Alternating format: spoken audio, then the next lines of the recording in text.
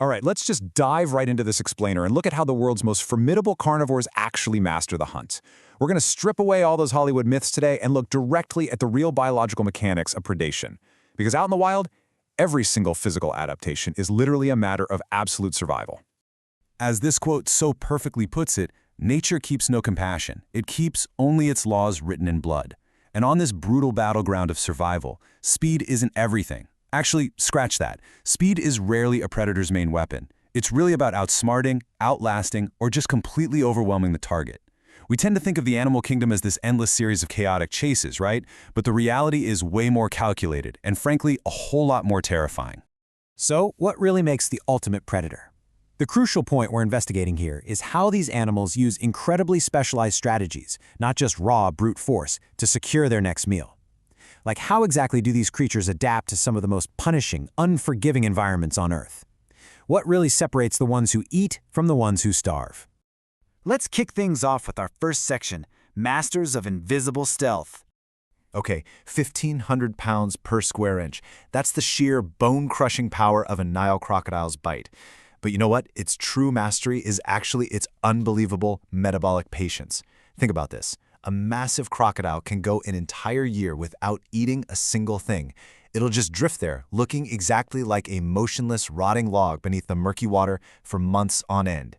It lowers its heart rate, conserves every single ounce of energy, and just waits. It's an absolute masterclass in patience, culminating in this perfect fraction-of-a-second eruption from the water that gives its prey absolutely zero time to react. Now move on to dry land and the dynamic completely changes. Take the impala. It relies on explosive, hypervigilant herd energy to detect danger. But the leopard? It beats that through incredible, highly calculated patience.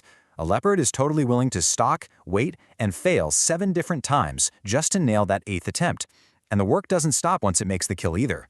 After it finally secures a meal, it uses this immense specialized upper body strength to drag a carcass, often weighing nearly as much as the leopard itself, straight up into the vertical canopy of a tree. It does this to lock the food away from scavengers like lions and hyenas. It literally turns the high branches into its own untouchable pantry.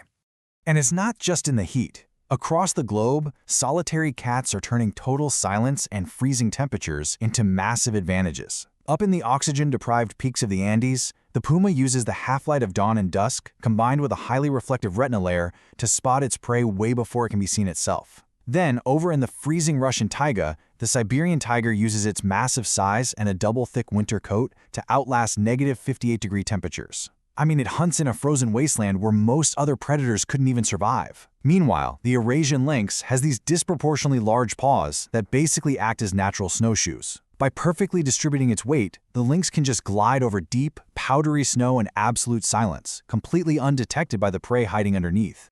All right, moving on to our second strategy, the power of the pack. So by hunting as a highly unified pride, female African lions achieve a 30 to 40% success rate. That effectively doubles what any of them could ever accomplish alone. And this kind of intense organization isn't just nice to have, it's absolutely vital. They're regularly going after prey that could easily trample or gore them to death. Just look at the cave buffalo. We are talking about a highly aggressive 1,900-pound behemoth that literally has a bone shield across its skull and razor-sharp horns. Taking down something like that requires a calculated, unified siege, where every single lioness knows her exact role, flanking and exhausting the giant until it finally gives out. Let's contrast that explosive heat of the savanna with the bitter cold of the Arctic. Up there, the gray wolf doesn't rely on a quick ambush from the bushes. Nope. Instead, it uses relentless, lifelong endurance to physically and mentally exhaust migrating caribou. It's a grueling strategy scientists call migratory coupling. The predator's entire existence is totally bound to the endless march of its prey across the frozen tundra. These wolves don't just hunt the caribou for a season. They live their entire lives shadowing their every single move across the ice. 3,500 miles. That's how far a single wolf might track its prey in just 1 year. It's an almost unfathomable scale for a hunt. Operating within a super strict, highly disciplined pack hierarchy led by an alpha pair, these wolves use complex, long-range howling to stay united across these vast distances. They'll run down massive herbivores in deep snow, pushing them for hours, sometimes even days.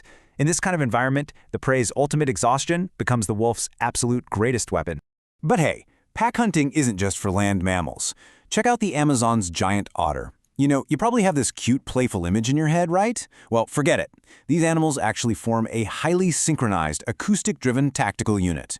Using over 20 distinct vocal sounds, a family of otters will move through murky underwater environments at 9 miles per hour, pulling off highly coordinated, multi-directional strikes. They're so aggressively organized and honestly so ruthless that a group of them can force an apex black caiman, which is a massive, armored predator itself, into full retreat. It's total proof that collective militaristic discipline can absolutely trump solitary size and armor. Which brings us to our third section, nature's biological weapons. Okay, this one sounds straight out of science fiction, but the red fox literally uses the Earth's magnetic field as a targeting system. When they do that famous high-arching pounce into the snow and they're facing northeast, their hunting success rate skyrockets to an incredible 73%. But if they pounce in any other direction, that rate plummets to just 18%. They aren't just guessing out there, they are actively using an invisible biological compass to pinpoint the exact rustle of a mouse under 3 feet of dense snow. It really is a true sixth sense. Let's head back to the murky waters of the Amazon to see how specialized anatomy builds into an entirely invisible and terrifying attack. The electric eel is loaded with these specialized organs that first emit a continuous low voltage. This acts exactly like a biological sonar, constantly mapping out a dark, muddy environment where regular eyesight is completely useless. And then, the second it detects the specific disturbance of a fish nearby, boom, it unleashes a massive, simultaneous discharge from thousands of battery-like cells. In mere milliseconds, this biological weapon completely overloads and shuts down the prey's central nervous system. No fangs, no sharp claws, just pure paralyzing electricity. Then, of course, there's the jaguar, the uncrowned king of the Amazon rainforest. Unlike lions or leopards that usually go for the throat to suffocate their prey, the jaguar is uniquely equipped with a 1,500-pound per square inch bite force. To put that into perspective for you, that's roughly the entire weight of a classic Volkswagen Beetle concentrated down onto a single tooth. It is specifically engineered to crunch straight through the thick, bone-plated skulls of armored reptiles.